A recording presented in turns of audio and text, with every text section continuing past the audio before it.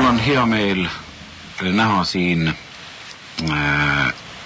härrat kaugelt idast, kes tuli tutvuma, kuidas Eestis peetakse nii-öelda munadepühi ja me saame ka hiljem teada, kuidas peetakse munadepühi Vietnamis ja missugused on seal traditsioonid, kas seal värvitakse, kui värvitakse, kuidas ja nii edasi, nii edasi. Aga kõigepealt meie hea kolleeg Põhja-Vietnami Kreisi raadiost, härra John Guanoho McDonaldit ja mul on meeldiv teile Eesti raadiokuulajat tutvustada ka tema tõlki, siis on Concordia ülikooli idakeelte kateedri dotsent härra Endel One Number Remember. Tere õhtupoolikut ka minu poolt. Suur tänu. Härra Remember, te käisite temal jaamas vastas, lennujaamas vastus ja tõite ta siia raadiosse täna nii-öelda otse, ta jääb pikaks ajaks ja kuuks ajaks. Kas teil tee peal oli ka juttu, kas te küsisite, kuidas Tallinn on muutunud? Päris täpselt ei jõudnud me sellest veel vestelda, küll aga me rääkisime sellest, mismoodi on muutunud, nii palju kui me autos siia sõites tee peal kuulsime raadiot, siis Kuku kanalit, siis ta imestas, kuivõrd palju on läinud kõik igavamaks.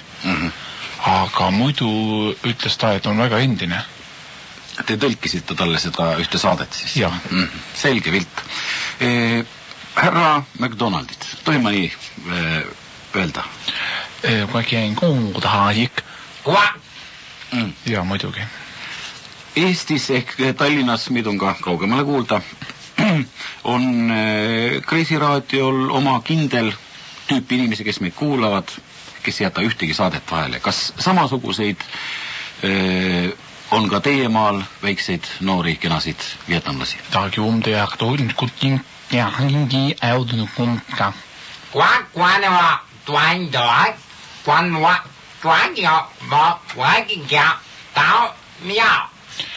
Hea sõber räägib, et nende saate, tähendab nende raadiojaama ajalugu ulatub juba päris maa 8. aegadesse, kus siis nii-öelda džunglitrummina levis nali läbi mitme Hiina maakonna. Aga tänaseks päevaks on siis jõutud tänu tehnika abile juba nii kaugele, et kindlal kellaajal väga paljud inimesed, Hiinas on teadupärast üle mitme miljard inimese, siis nende saadet kuulab. Nad on kunagi isegi ühe aparaadi abil ära mõõtnud 11 miljardit inimest kuulab korraga nende saadet. Kreisi raadiot. Kas tulles ajaloo juurde tagasi, kas härra koputaks laua peale ühe nii-öelda vanaaegse siis nii-öelda trummideel saadetud nalja, jah? Kui tiekang tuiu käib juuningede täik. Taukong!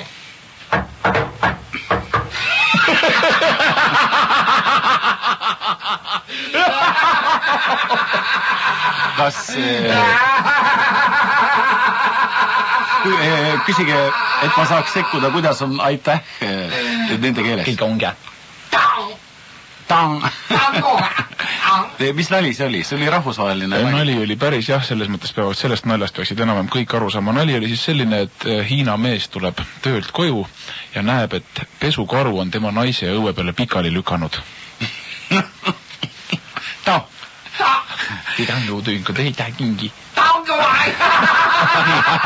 Ei, nüüd oli siis, tähendab, ma jätsin täpsustamata, et pesukaru oli kuke kostüümis.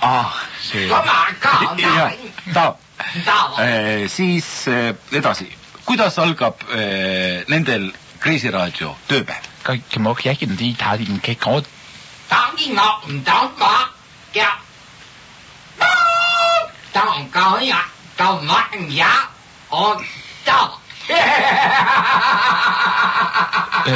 Saatepäev, neil on siis lausa niimoodi, et neil on üks päev on siis lausa kohe Kreisi päev, kus siis hommikul lastakse siis nädalapäev? Teisi.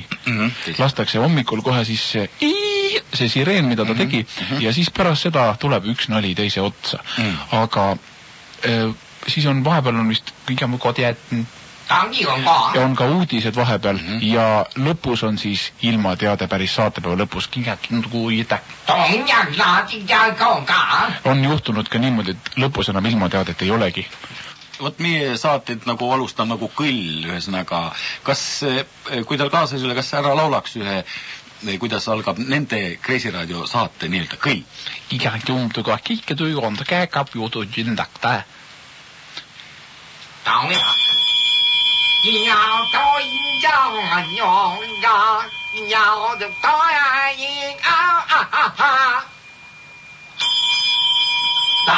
Taunga.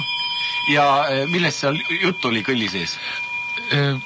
Nii huvitav, kui see ka ei ole, oli ka siis Hiina kõllis oli juttu naistest.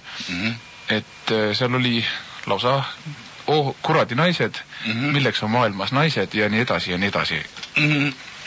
Kas neil on ka omal nii-öelda oma jörberg? Ka jungartiik ja jörgard.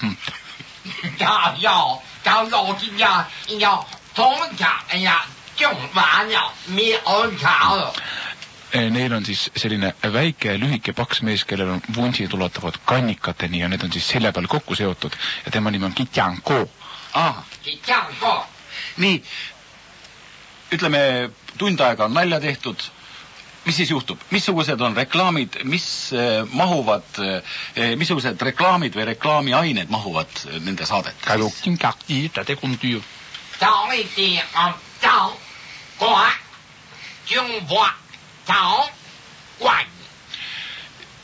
Kolleegi nimetab siin mõningaid reklaame. Ta ütles, et nende raadioeetris ei kõla siis sigareti, relvade, kõikvõimalike lõhkeainete ja hambahooldusvahendite reklaame. Küll aga kõik muu. Täpselt on kakju.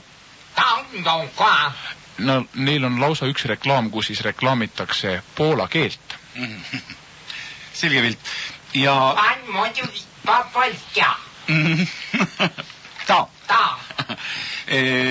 Kas saaks nüüd nii-öelda tänase päeva nimetame siis ajajärku tänaseks päevaks paar Kreisi nalja? Saab ikka.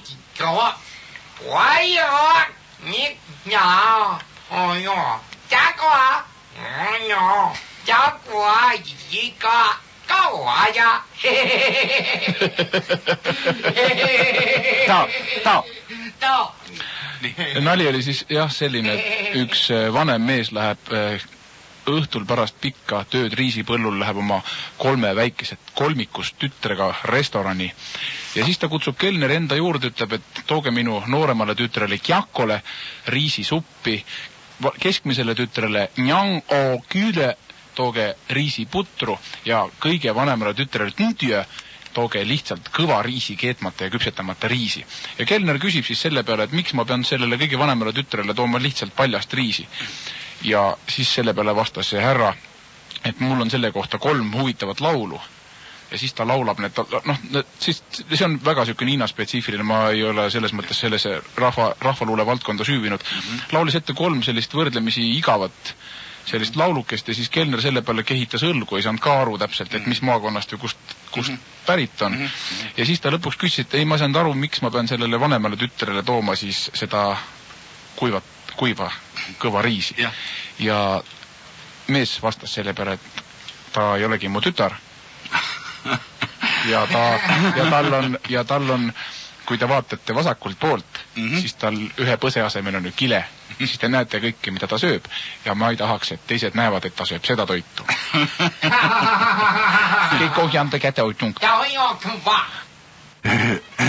Saabus siia vaatama, kuidas lihavõttepühi tähistatakse kuskil Põhja-Euroopa väikstes riigis. Ja enne, kui me küsime tema arvamust meie traditsioonide kohta, siis munevärvida ja nii edasi, sooviks teada, missugused on tema kodukandi või tema kodulinna, rajooni niisugused kombed ja kas see on vana traditsioon?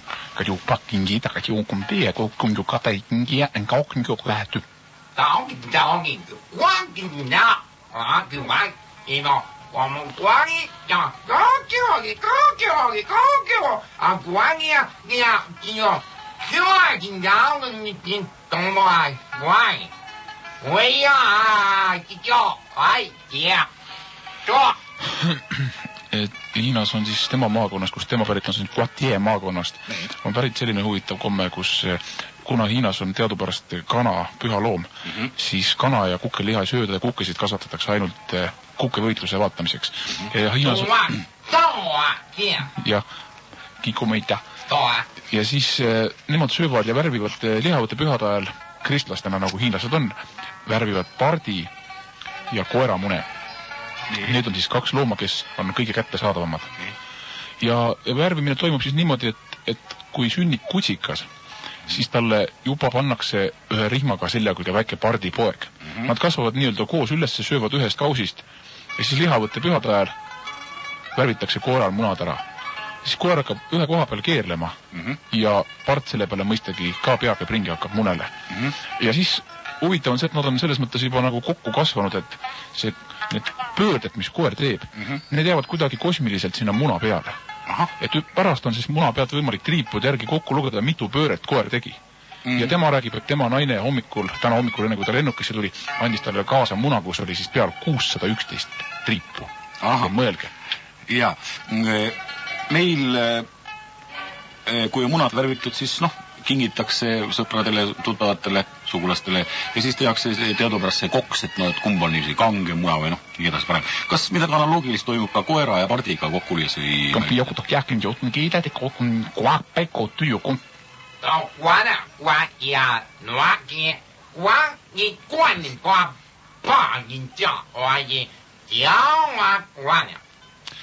Ja 8. aprill, siis esmaspäev on Hiina rahvakalendris see päev, kui koksitakse koeri ja parte kokku, nii-öelda munepidi.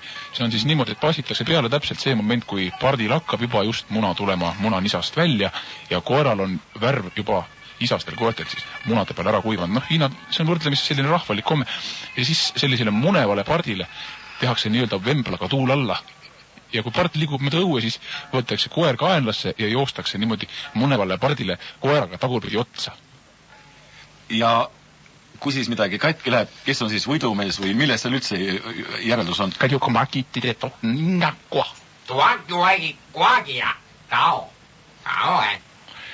Alati on siis niimoodi, et see on selline komme, et mees hoiab siis seda parti kinni ja naine jookseb siis koeraga vasta parti ja võidab see, kes teise pikali jookseb. Aga seal kasutatakse juba, kuna see on muutunud selliseks väga populaarseks rahvaspordi jalaks, siis kasutatakse juba nüüd moodsal ajal, kuna koera pidamine on Hiinas väga kallis lõbu, siis kasutatakse ka mitmeid muid, on olemas juba ka kunstkoerad.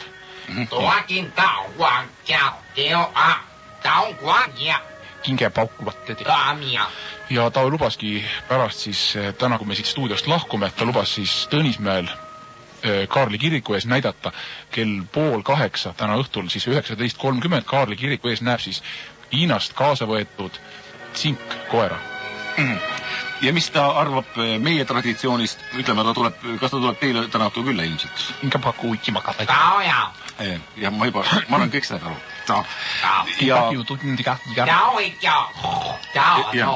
Tema ütleb, et tema jaoks on Eesti see kannamuna värvimise komme mõnevõrra võõras. Nagu ma rääkisin või nagu nimetasin siin kolleegi juttu tõlkides, et nende jaoks on siis kana väga püha loom.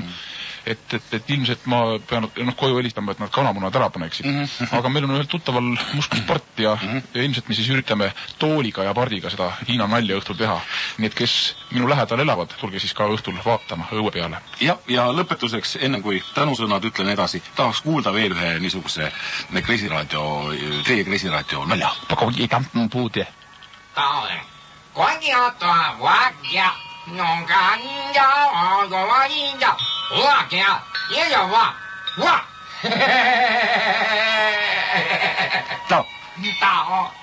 Anekdoot oli siis või nali oli selline, et eestlane, sakslane, venelane on vangis ja vangivalvur tuleb ja ütleb, et see saab siis vangist lahti, kes teeb kõige pikema puust asja valmis, ilma puud kasutamata. Eestlane tegi malmist jala, ameeriklane tegi ühest tundmatust vedelikust pika riidepuu ja inglane võitis, sest tema tegi eestlasest ja ameeriklasest sakslasest ja ameeriklasest tegi kiikhobuse. Nii kena. tänage meie poolt siis tulemast. Ja soovin talle kena päeva jätku, kena õhtu jätku siin ja kena nädalat siin Eesti riigis. Ja peatse kohtumiseni eetris. Ja me kõvendame nüüd natukene seda muusikat ja läheme oma saatega edasi. Ta.